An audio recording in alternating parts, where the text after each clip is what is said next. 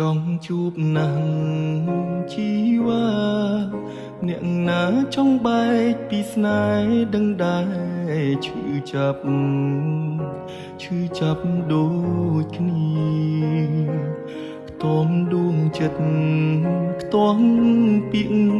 មិនដឹងបកស្រាយបែបណាឲ្យស្ងួនយល់ចិត្តការពិតគឺបងត្រូវបែកពីអូនគេជំទាស់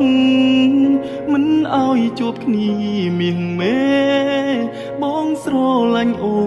នខ្លាំងណាស់តែបងជំនះមិនបានបងដឹងបងផ្លាយខំកាលគ្រាមុន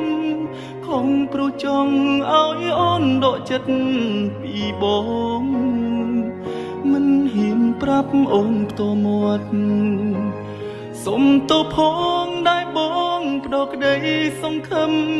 តែពេលនឹងបងដកយកក្តីរំពឹងវិញឲ្យចិត្តនួនខ្ទមតមនឹងជប់ចាប់ខ្លាំង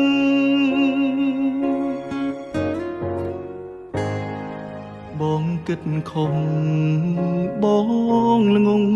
អូនធ្លាប់សំបងបែកគ្នាព្រោះអូនដឹងមុនតែបងមិនព្រមទុករហូតរឿងធំរឿងបងជួបមុំមិនបានកល្យានក្រមចិត្តការពិតមិនអាចពងវៀងបានឡើយគេជំទាស់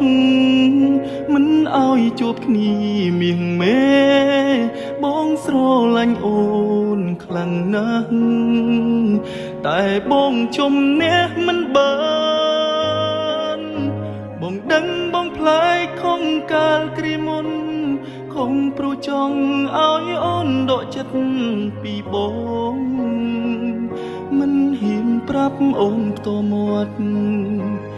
សុំទោសផងដែលបងផ្ដោក្តីសង្ឃឹមតែពេលនឹងបងដកយកក្តីរំពឹងវិញឲ្យចិត្តនួនខ្ទមតមនឹងជប់ចាប់ខ្លាំង